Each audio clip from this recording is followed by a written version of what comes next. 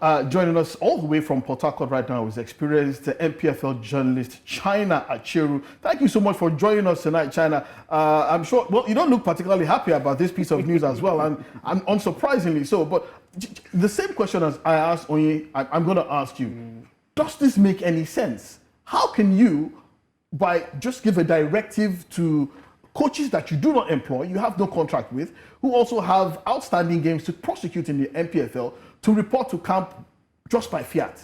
How does that work? Well, my reaction would be like Onye's own, right? If this is how it happens, then it's totally wrong. Like, they don't own the clubs. But I'm here thinking, they wrote to the coaches and asked them or directed them to report. I saw Fidelis Ilechukwu arrive in Uyo this morning, and he drove in a branded vehicle of Rangers International. That would mean that the club allowed him to go in the club vehicle. So my thinking now is that the coaches got the letters, they presented those letters to their clubs, and their clubs permitted them to leave. But the next question now is this, like Onye said, or like you suggested, if the clubs have said no, was no actually an option? We don't even know what's an option. But I guess that they let their clubs know that you are leaving and they had to leave. It's not the first time it's happening. Even when Finidi was assistant coach to Pesero, he would travel with the Super Eagles and leave Eyimba in the hands of Yema. So it's not the first time it's happening. Now, and you have to look at these coaches. They're ambitious.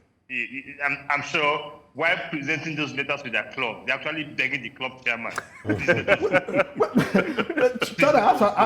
need to ask you this question. But what if the clubs absolutely refuse these players, these managers to leave? What could possibly happen? What's the worst that could happen?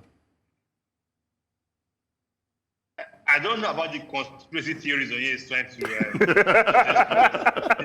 I don't know about those theories, right? But I don't see the club say no first. I don't see them say, but if the clubs say no, I guess no is no.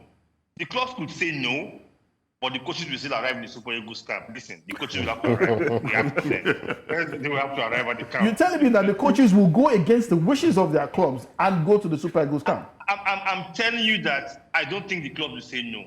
However, it's done. If push comes to shove, the NFF president will himself call the club chairman and tell him about how it's a Nigeria project, how we're almost messing up the World Cup qualifiers. Oh, God. How this is a chance to start on a clean slate. Emotional blackmail. We always bring that Nigerian sentiment of it's our project, it's our thing. And that's why I say I don't think the clubs will say no. They're not going to say no. Okay, China. A good soft landing will be, okay, we're going to move your game for the sake of your coaches. They could reach that agreement. But I don't think the clubs will say no. They're not going to say no. Okay, Chada. Dakwa, I need to ask you this question. I'm sure you've been watching with a tremendous amount of amusement and consternation what the issues surrounding the Super Eagles managerial position. I just want to get your take on it because it's been absolutely ridiculous. You know what? I think it's an absolute mess, but it doesn't surprise me. Especially it doesn't surprise you being in the system. Like you will never hear about like this sort of story anywhere else with any other country. Imagine. No, I'm lying. But yet you hear it, and instead of being like, you're more like, it's Nigeria. Oh wow. It's like there's no rules. So even when you're saying, can they say no? How would the club say no? Like it's impossible. The clubs, I mean, as you just said, even if they say no, the coaches will still show up. So the players are getting to camp before they even met their manager. Wow.